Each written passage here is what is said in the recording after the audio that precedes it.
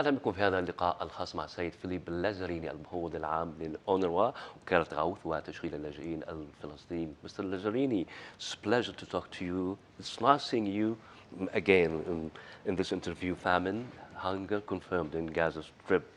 What happens after that? People still wondering. Still, the Gazan, the children are facing the starvation and dying every day. Any explanation for that? Well, it's difficult to have an explanation because we had sign of warning for weeks and months that famine was looming, and this has fallen into deaf ears. And now a couple of weeks ago, famine has been declared, which means that famine is a new level for the suffering people in Gaza are going through.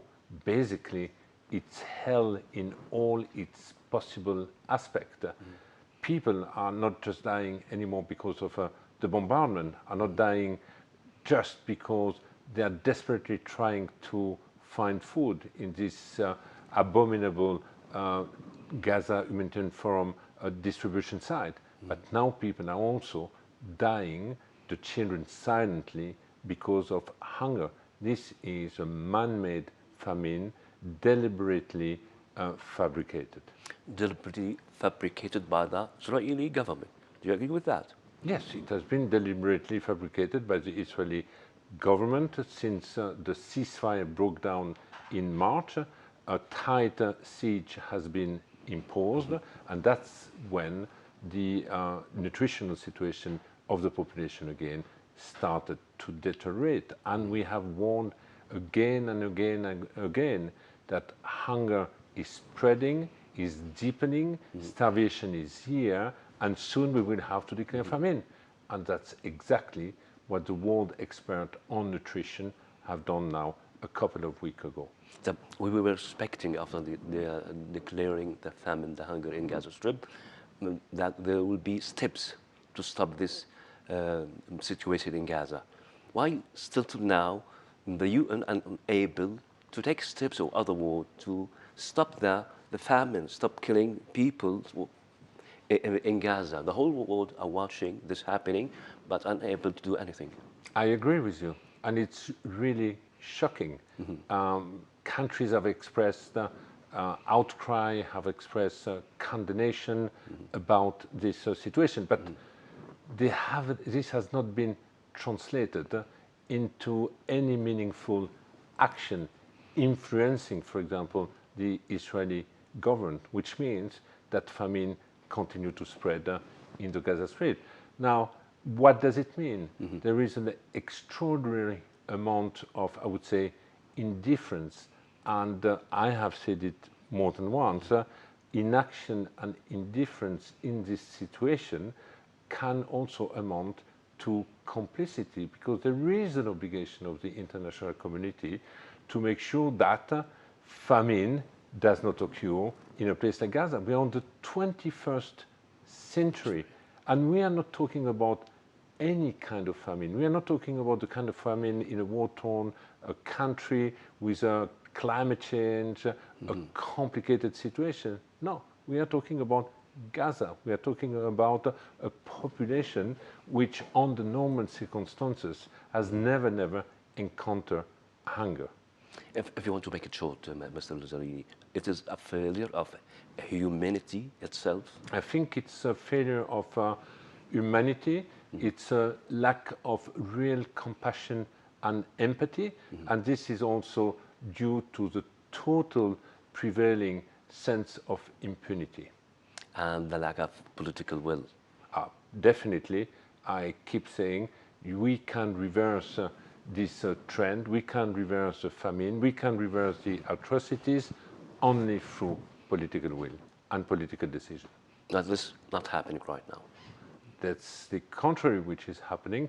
Right now we have now a large-scale military operation taking place in Gaza. The entire population has been instructed to move to the south. It's nothing else than forced displacement of an extremely weakened population, a population experiencing famine. And at the same time, we see that Gaza is being completely obliterated. It's becoming a wasteland and basically seems like a large field of rubbles and seems to become more and more unfit for human living. Mr. Lazzarini, now the UNRWA is now in a very challenging situation in terms of the financial issue and challenges. What financial challenges are currently facing the agency, and how you are addressing these issues? But first of all, I want to stress that despite all the hostile, adverse environment, our colleagues are still courageously operating, both in the West Bank, East Jerusalem, but also in Gaza. On a daily basis, we are providing thousands of primary health consultation. We are doing nutrition screening. We are managing a shelter. We are ensuring access to clean water. In this context, it is true that UNRWA is also confronted to deep financial crisis, which has worsened this year. It is also the outcome of, I would say, disinformation campaign against the agency. And today we are in a situation for which we have no visibility about our finance for the next for several months. I was in Cairo on Thursday. I addressed the country of the Arab League. I also told them it is very important to get political support from the region, and solidarity is also strongly being expressed. But it's not necessarily translated into the resource the agency is receiving. Just to give you an example, only from the region, the resource, the contribution between 2024 and 2025 have dropped by 90%. And ultimately, the contribution of the region to the overall resource of the agency amount only 3%. And which is not enough.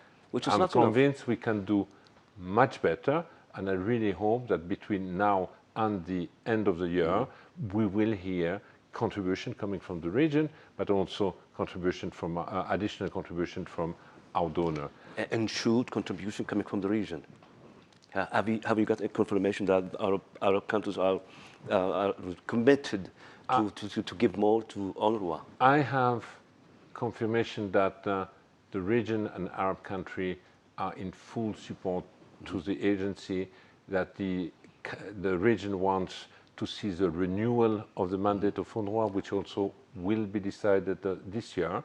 And I keep saying that if the mandate is renewed, it should not just be rubber stamp. It should be accompanied by matching resources.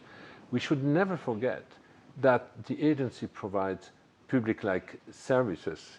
We are like a Ministry of Education, Ministry of Primary Health, for one of the most vulnerable population in the region, being the Palestinian refugees. But we do not have the fiscal tools. I cannot perceive tax, and I cannot borrow money in the bank. So we depend entirely to the voluntary contribution on generous contribution from the people that are always supporting the UNRWA. You've mentioned how you staff, the UNRWA staff, managing in Gaza Strip, in Jerusalem, and also in West Bank. How do they adopt the operation UNRWA? How does the UNRWA adopt its operation during such escalation to ensure the safety of refugees, this is first, and the continued functioning of its facilities?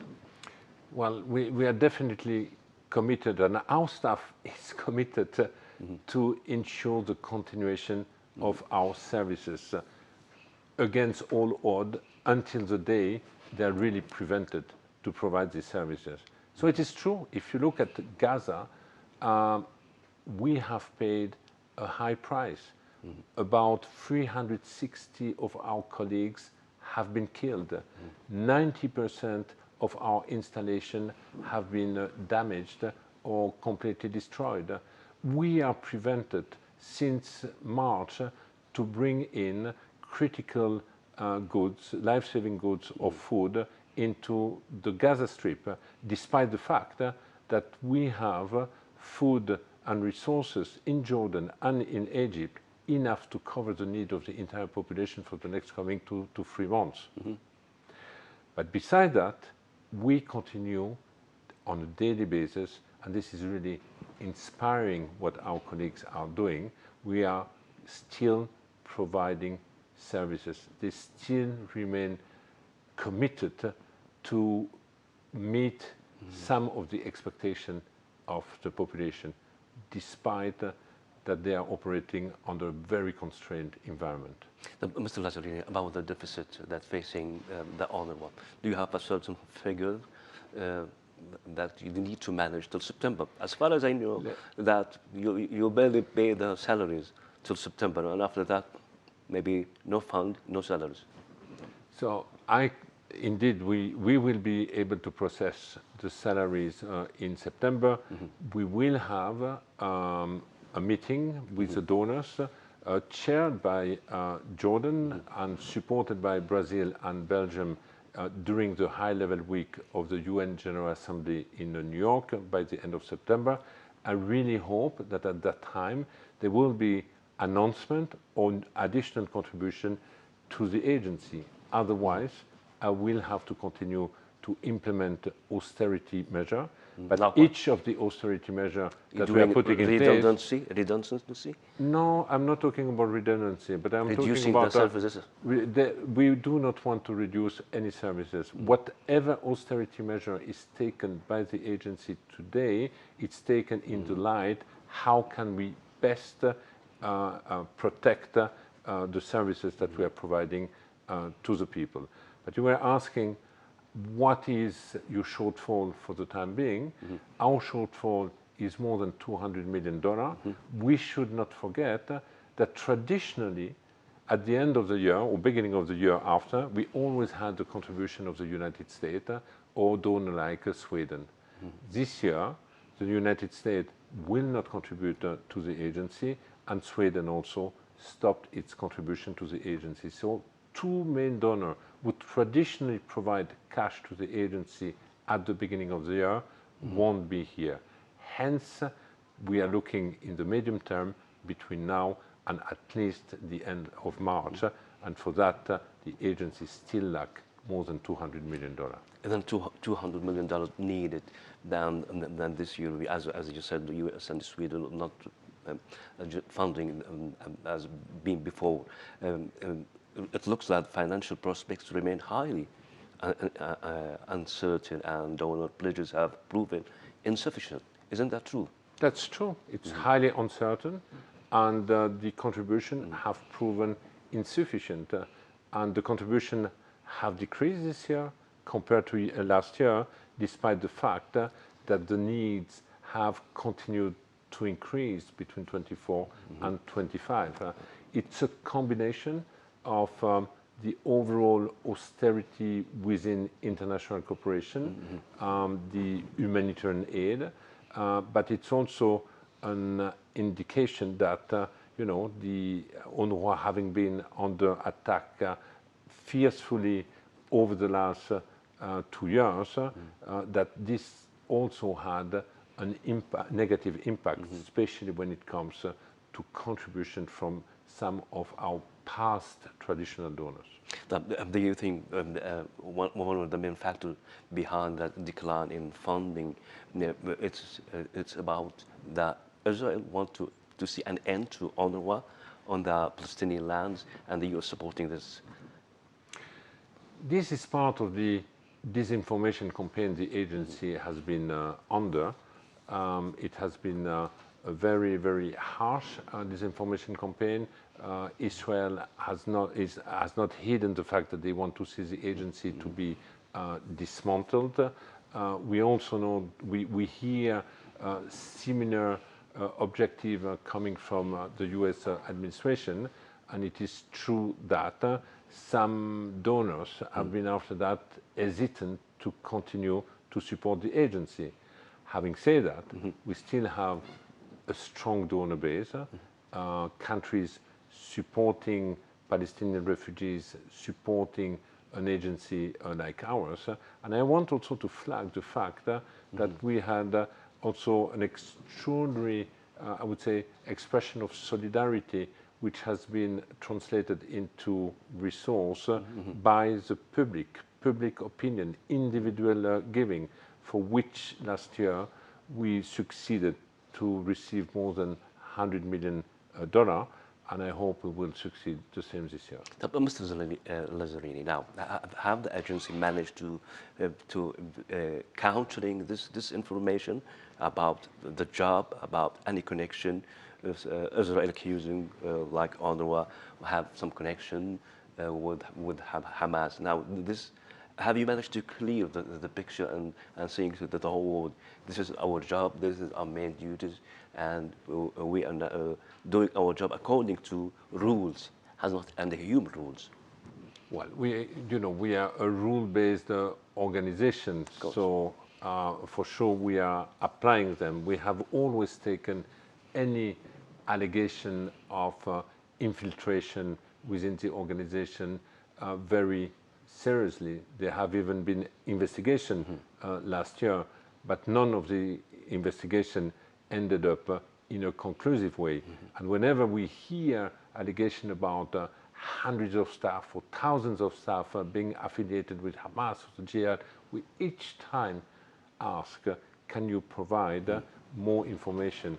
Can you make sure that we have the necessary element to initiate an investigation? Because a claim is not a proof. We cannot just act on exactly. It's not evidence. We never received anything of this nature. Nothing has ever been substantiated. And even when we ask other member states, did you receive information that haven't been shared with us? The answer each time is no. So I would say that's the way we have a counter.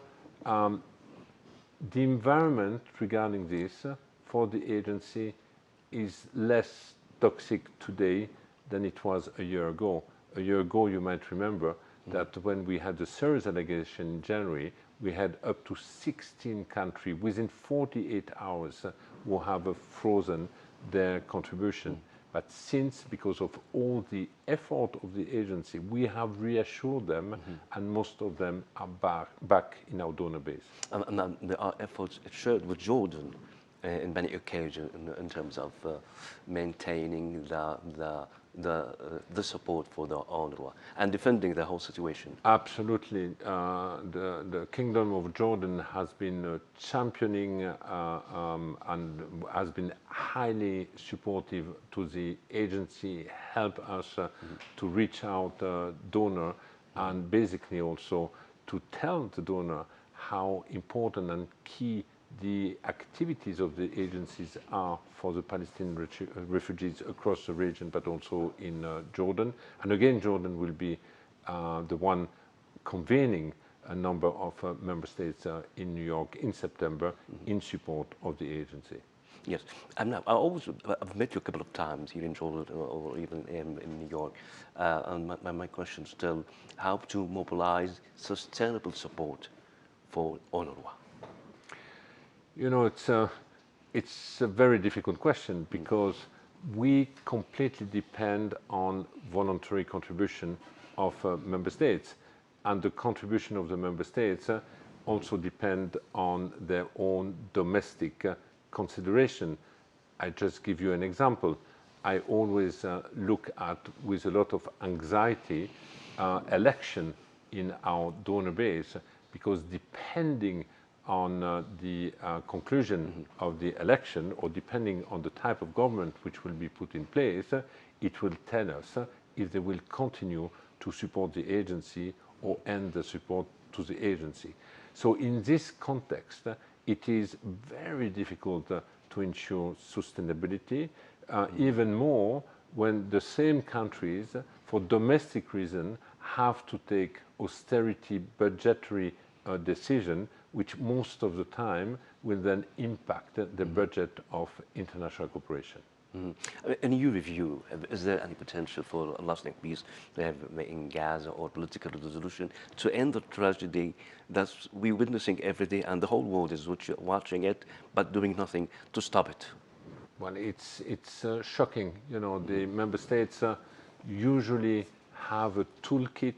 They know how to influence countries or influence those who would be responsible of committing a war crime. Unfortunately, nothing has been used so far, and as I mentioned before, there is this impunity prevailing, which is basically not stopping these atrocities being committed. But what we need, you're right, we need a ceasefire. Not tomorrow. We needed a ceasefire yesterday. The soonest the best. This is what is needed. Once we have a ceasefire, hostage will be released, humanitarian assistance will be poured, but it will provide a respite to the population. And then I really hope that member states and the international community be genuinely committed to promote a lasting political solution.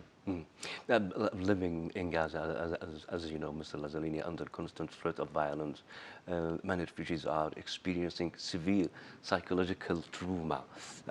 How is UNRWA addressing the growing mental health needs of refugees? I mean, the needs are absolutely huge, but under these circumstances, it's almost impossible. I always give the example of the children. We have more than 600,000 girls and boys of the age of primary school, secondary school, deeply traumatized, living in the rubble, and they have been out of school now for more than 2-3 years.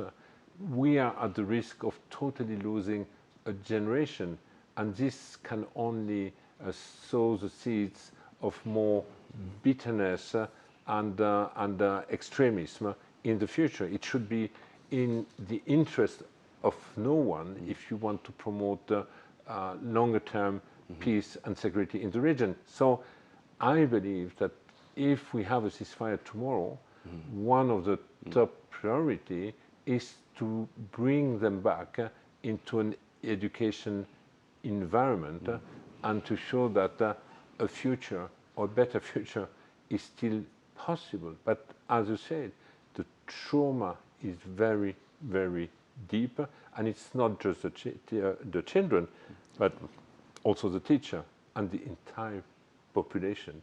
So that's also something we will have to deal with the population. No, but it's very obvious, Mr. Lازاريني, challenges and obstacles are a huge. Healthcare in Gaza is severely overwhelmed, and UNRWA plays a critical role in providing essential medical service to refugees. Now, do you think the whole healthcare is under a huge stress if this war and the blockade is still going by Israeli and preventing assistance to enter by the UN and other countries?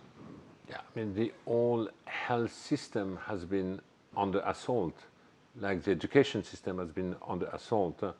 Hospital has been targeted, and we have a long list of people having life-threatening injuries who need to be evacuated. There is no doubt that the health system will also be one of the areas to be prioritized in the future. Meanwhile, and this is also an area where UNRWA provides basic services to the population, we continue to have thousands of people on a daily basis to whom we are providing primary health consultation.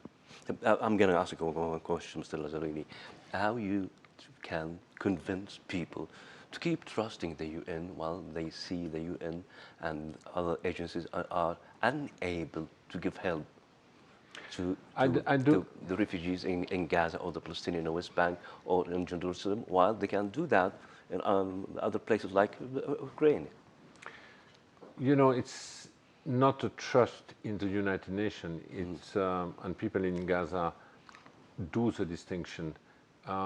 They do not trust the international community. They do not trust the member state. They lost and you hope. are right. They lost hope. They are afraid that the international community has turned its back on the Palestinian and on the Palestinian refugees. And you are right to say that, you know, elsewhere we might have access. Elsewhere we might take measure. The double standard, Mr. Lazzarini? And this is what I have said many times when we talk about the Geneva Convention, international humanitarian law. When it comes to Gaza, the feeling is that it has lost its universality. Here, there is a feeling of a double standard, and for the time being, rightly so. And I have said many times, Gaza might become the graveyard of the Geneva Convention and the international humanitarian law. Hence the importance to make sure that Gaza is not becoming the new norm. And what does it mean? That means we have to act. And it's absolutely unbearable to see the lack of action of the member states.